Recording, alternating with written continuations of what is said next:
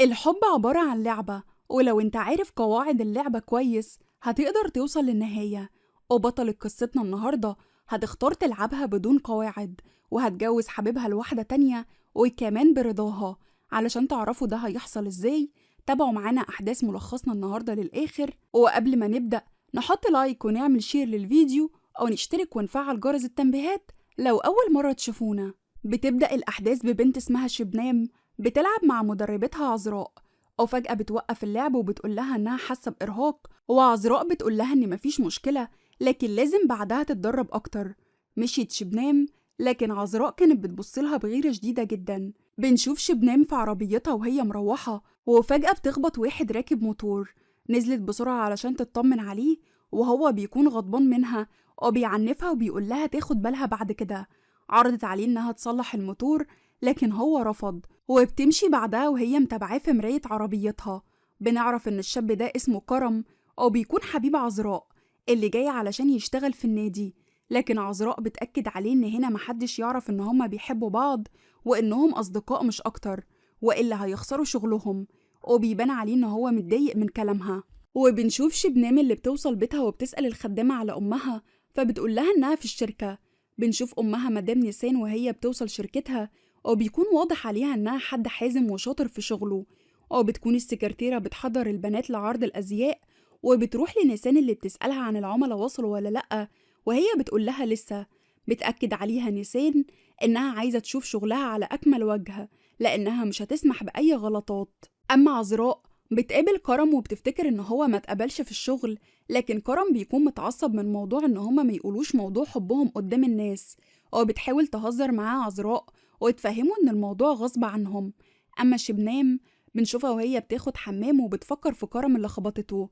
بنشوف نيسان بترحب بالسيد نيني اللي بيشيد بجمالها وبالعروض اللي هو شافها كمان، وهي بتطلب منه الشراكة وإنهم يضموا الشركتين لبعض. أما عذراء اللي قاعدة بتتعشى مع كرم بتقوله إن في عرسان كتير بيتقدموا لها، وأمها عايزاها تتجوز، خصوصا إن العرسان فيه منهم أغنياء. وهو بيقول لها إن هي ليه لوحده، وأي حد هيفكر يتجوزها هيقتله.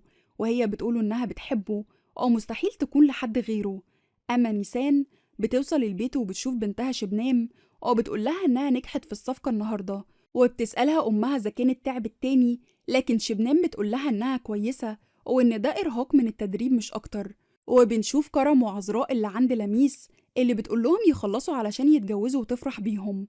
وبعد شوية أم عذراء بتتصل بيها وبتطلب من كرم إن هو ما يطلعش صوت علشان أمها ما تسمعش. وبتكلم عذراء أمها، وبيبان من كلامهم إن أمها رافضة جوازها من كرم أو مش موافقة بيه لأنه فقير ومش مقتنعة بيه. وبعد المكالمة بيقول لها كرم إنها تروح تتجوز واحد غني علشان أمها ترضى، وهي بتقوله إن نفسها تعيش عيشة الأغنياء بس معاه هو. تاني يوم بيقابل كرم شبنام في النادي وبيعرفها وبيتعرفوا على بعض. وبتعرف شبنام إن كرم مدرب سباحة في النادي. بيسألها هل هي بتحب السباحة ولا لأ، وهي بتقوله إن عندها عقدة قديمة من السباحة. وهنا كرم بيعرض عليها إن هو يدربها، وهي طبعا بتوافق وبتاخد منه ميعاد. بتيجي عذراء وبتشوف إن شبنام كانت قاعدة معاه، وبتعرف منه إنها تتدرب معاه سباحة، وبتعرفه إنها بتتدرب معاها تنس. بتنزل شبنام المية مع كرم علشان يدربها، لكن كانت خايفة جدا. بيحاول كرم يطمنها ويمسك إيديها. في الوقت ده بتشوفهم عذراء اللي بتتضايق وبتغير منها. وبعد التمرين بتعرض شبنام على كرم إنها توصله بعربيتها وهو بيوافق. ولما بينزل من العربية بيلاقي عذراء مستنياه وبتشوفه، أو بتكون متضايقة جدا. بيركبوا الباص وبيحاول يفهم مالها، أو بتعاتبه بسبب اللي بيعمله مع شبنام، لكن هو بيقنعها إن مفيش أي حاجة من الكلام ده، وإنه بيحبها أو مستحيل يبص لواحدة غيرها. وبتروح شبنام البيت وبتقول لأمها إنها اتغلبت على خوفها وقدرت إنها تتدرب سباحة. وأمها بتفرح بيها، أو بتقول لها إنها بتجهز لحفلة عيد ميلادها. بتسألها شبنام هل جان أخوها هيقدر يحضر، ونيسان بتقول لها أكيد هيجي. تاني يوم بتعزم شبنام عذراء على عيد ميلادها وهما بيتدربوا، وكمان في تدريب السباحة عزمت كرم. بعدها بيقابل كرم عذراء وبيقول لها إن شبنام عزمته على عيد ميلادها وإنه مش هيروح، لكن عذراء بتقوله إن دي فرصة كويسة يقابلوا فيها مجتمع الأغنياء، يمكن يجيلهم شغل ويدربوا ناس أكتر منهم. فبيقول لها إن الحفلة دي محتاجة لبس، وهي بتقوله إنها هتتصرف. وبتاخدوا محل ملابس وبيشتروا لبس على أساس إن هما هيرجعوه تاني قبل أسبوعين كأنه ما عجبهمش. بعدها بتروح عذراء مع كرم للحفلة، أما شبنام فبتفرح لما بتلاقي أخوها جان جه من باريس علشان عيد ميلادها. بنشوف شبنام وهي بتطلب من كرم إن هو يرقص معاها، وطبعا هو بيوافق. الغيرة هنا كانت باينة على عذراء اللي ما كانتش عارفة تعمل إيه غير إنها تقف وتتفرج عليهم. من هنا بيروح ليها جان وبيعرفها بنفسه، لكن عذراء ما بتهتمش بيه. حتى بعد ما عرض عليها إنها ترقص معاه رفضت، ومش بس كده، دي سابته ومشيت كمان. قالت لكرم يلا نمشي، ولما بيطلعوا بره بتعاتبه على اللي حصل، لكن كرم بيقدر يقنعها إن هو أصلا مش مهتم بشبنام. في الطريق بيجي اتصال لكرم من مامته اللي كانت قلقانة على باباه لأنه اتأخر وده مش من عادته، لكن كرم بيطمنها وبيقول لها إن هو هيعدي عليه في المحل. فعلا بيروح كرم لهناك وبيبان إن باباه كتب جواب وخلاص على وشك الانتحار. لما بيقلق كرم عليه بيقرر إن هو يفتح الباب ويدخل، لكن للأسف باباه كان انتحر. في اليوم التاني بتتم مراسم الدفن وبتكون عذراء موجودة معاه، ولما بيروح البيت بيتفاجئ إن في ناس شكلها غريب بتقوله إن هم يعرفوا باباه وإن في حساب قديم لازم يخلصه، وبيديله العنوان كمان. لكن كرم بيرفض وبيقول لهم لو حد عايزني يجيلي لحد هنا. وفي يوم جديد بنلاقي إن عذراء رجعت تدرب شبنام من تاني اللي فجأة أغمى عليها وفقدت الوعي، وبتتنقل بالإسعاف للمستشفى. وأكدت شبنام على إنها ما تقولش لمامتها على اللي حصل. بيعرف الدكتور اللي حصل ليها من عذراء وبيطلب منها تستنى بره لحد ما الفحص يخلص. من هنا قررت إنها تتصل تطمن على كرم اللي في الوقت ده الناس الغريبة دي جاتله. ولما سأل كرم واحد فيهم انت مين، بيعرفوا إن اسمه أرهان وإن محتاج الديون اللي كانت على باباه، وبيدي كرم ورقة بمبلغ كبير جدا ما بيكونش عارف هيجيب ده كله منين، لكن أرهان قاله إن هو ما بيخصوش وبيسيبه وبيمشي. ولما بنرجع لشبنام بنلاقي إن شكلها مريضة بمرض خطير، لكن الدكتور قال لها هنتأكد من الأشعة الأول. لما بتخرج بتقابل عذراء اللي كانت مستنية تطمن عليها، بتعزمها على مشروب وبتبدأ تتكلم معاها وبتقول لها إن الفلوس مش كل حاجة. لما بيجي الليل بتوصلها عذراء لبيتها وبتشكرها شبنام على وقفتها جنبها وإن هما من النهاردة بقوا أصحاب خلاص. في اليوم التاني بنلاقي إن رجالة أرهان في المحل عند كرم، بيطلب واحد فيهم الفلوس، لكن كرم قال لهم إن هو هيدفع المبلغ على دفعات. وبالرغم من كلامه إلا إن رجالة أرهان بيضربوه. في الوقت اللي كانت عذراء بره وسمعت الصوت ودخلت، لكنها ما قدرتش تعمل أي حاجة. بعد كده رجالة أرهان بتمشي وبتطلب عذراء من كرم إن هو يبلغ الشرطة، لكنه بيرفض. بتلف بينا الكاميرا على شبنام اللي كان معاها شنطة هدومها، وبتقول لمامتها إنها هتعيش في بيتهم اللي في الجزيرة لأنها محتاجة تكون هناك لوحدها شوية. فعلا بتوصل لهناك وبيكون باين إنها حزينة جدا. تعالوا بقى نرجع لعذراء اللي سحبت كارد من البنك علشان تقدر تساعد بيه كرم في محنته.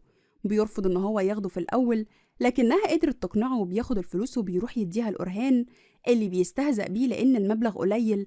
بيطلب منه كرم إن هو يديله شوية وقت، لكن أرهان ما كانش يعرف شيء عن الرحمة وقال له قدامك أسبوع واحد بس، ولو ما حصلش مش هتعرف هيحصل إيه لمامتك. من هنا بيتعصب عليه كرم، لكن الأسلحة بتترفع عليه. بتدخل عذراء كمان اللي راقبت كرم من غير ما يحس، وبتطلب من أرهان إن هو يقسط لهم المبلغ لأن المبلغ كبير قوي. بيقتنع أرهان بكلامها وبيطلع كام شيك يوقع عليهم كرم لضمان حقه، وخلى عذراء هي كمان توقع. لما بيخرجوا بره بيعاتبها كرم على اللي عملته، لكنها قالت له إنها كانت قلقانة عليه، والاتنين بيفكروا في حل للأزمة اللي وقعوا فيها. بتيجي سيرة شبنام وعربيتها اللي لوحدها بملايين، ومن هنا جت فكرة العذراء إنها ليه ما تطلبش المبلغ من شبنام. بتتصل فعلا بيها وبتعرف إنها في الجزيرة، وبتروح لها عذراء لهناك. بتعرف إن شبنام معاها ضيف جوه، فبتضطر إنها تستناها.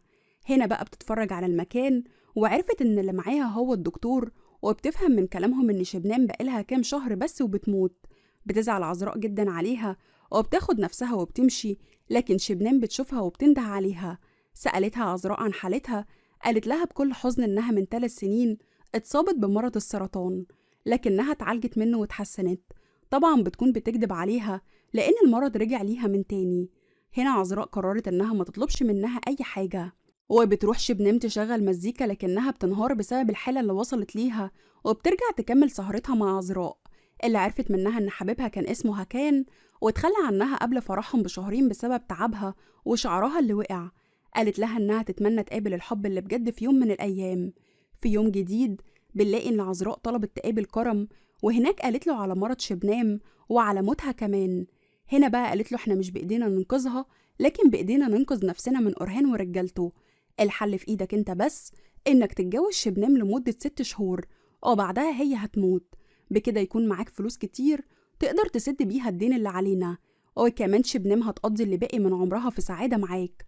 طبعا كرم بيرفض وما بيكونش مستوعب عذراء بتقوله ايه، وبيكون هيتجنن منها، لكنها قالت له ان مفيش حل غير ده، والا أورهان هيموتهم هما الاتنين. لكنه مش بيقتنع بالكلام وبيعتبر ان حبها ليه كذبة. بيسيبها وبيمشي. بيروح للنادي، بيتفاجئ بوجود شبنام هناك اللي بتعزيه على موت باباه، وبتقوله كمان انها حابة تواصل دروس السباحة معاه. كل ده وعذراء بتراقبه من بعيد. في النهاية أخدت نفسها ومشيت. قابلت المديرة بتاعتها اللي بتزعق لها بسبب التأخير، وإن في متدرب جديد مصمم إن هي اللي تدربه.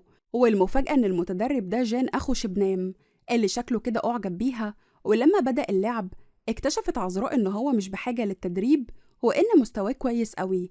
بعد كده بتقابل كرم اللي بيكون زعلان منها وما بيردش عليها أصلا. بيقابل جان أخته اللي بتتفاجئ بوجوده في النادي، وهو كمان بيتفاجئ من مديرة الفندق إن الإسعاف كانت هنا وأخدت شبنام للمستشفى، لكنها حذرته إن هو ما يجيبش سيرة لمامتهم. وبنروح بعد كده لكرم اللي قابل صاحبه وبيكون اسمه فرات وبيكون ظابط، وصاحبه بيعزيه على موت باباه. بعد كده بيروح كرم على البيت، وهناك بيتفاجئ بوجود أورهان. بيتعصب عليه وبيطرده كمان من البيت. وبتشوف أم كرم اللي حصل وبتكون مش فاهمة إيه اللي بيحصل. بياخد أورهان نفسه وبيمشي، وبيكون ناوي على الانتقام من كرم. بيجي الليل وبيحكي كرم على اللي حصل لفرات، وإنه مش عارف يجيب الفلوس منين، وإنه خايف إن أورهان يأذي مامته. في الوقت ده بتبعت عذراء ليه رسالة بإنها بتحبه ومحتاجة تتكلم معاه، لكنه ما بيهتمش برسالتها. في اليوم التاني بيقرر إن هو يسفر مامته لبلد تانية عند قرايبهم خوفا من أورهان. وفي الوقت ده بيجيله اتصال من فرات وبيقوله إن هم قبضوا على أورهان وهيتحروا عنه. بعد كده بيروح كرم وبيقابل عذراء، والاتنين بيتصالحوا أخيرا، وبيقول لها تنسى موضوع جواز شبنام نهائي. بتعرف منه إن هو رايح مسابقة سباحة وبيتمنى إن هو يكسبها علشان يسد بيها جزء من دينه الأورهان. بعد كده بتيجي شبنام وبتفضل تتكلم مع عذراء عن حياتها الخاصة، بما إنها بقت صاحبتها خلاص. بتطلب منها تقضي معاها يوم كامل في بيتهم على الجزيرة، والاتنين بيطلعوا على هناك فعلا. وبنشوف إن ده نفس المكان اللي مسابقة كرم هتتعمل فيه. بتعرف شبنام بكده وبتقرر إنها تدخل وتحضر المسابقة. بتنادي على كرم اللي بان عليه القلق أول ما شافهم، وبيعرف إن ليها بيت قريب من هنا وإنها هتقضي اليوم مع عذراء، وبتديله كمان عنوان البيت لو حابب ينضم ليهم. بتبدأ المسابقة وبتكون شبنام عينيها على كرم طول الوقت. بعد ما بيخلص الكل بيروح لبيت شبنام، وهناك بتهنيه على فوزه النهاردة، لكنه قال لها إن دي مجرد تصفيات أولية وبكرة هتكون النهائيات.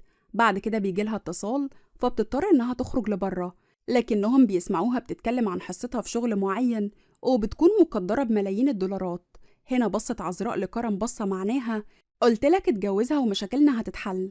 لما بترجع بيعرفوا منها إن باباها قضى أيامه الأخيرة في البيت هنا، علشان كده هي بترتاح في المكان ده، لكنها لما بتحس بالوحدة بترجع لبيتهم الأساسي من تاني. بعد كده بتسأل عذراء عن باباها، بتقول لها إن هو لسه عايش، وقالت لهم إنها هتكلم مامتها علشان تطمنها عليها. بنروح بقى لأم شبنام وهي بتتكلم مع جان في إن أحوال بنتها مش عاجباها، وإن في سر هي مخبياه. فقال لها جان إنها تسيبها على راحتها، يمكن تكون مثلا مع حبيبها دلوقتي.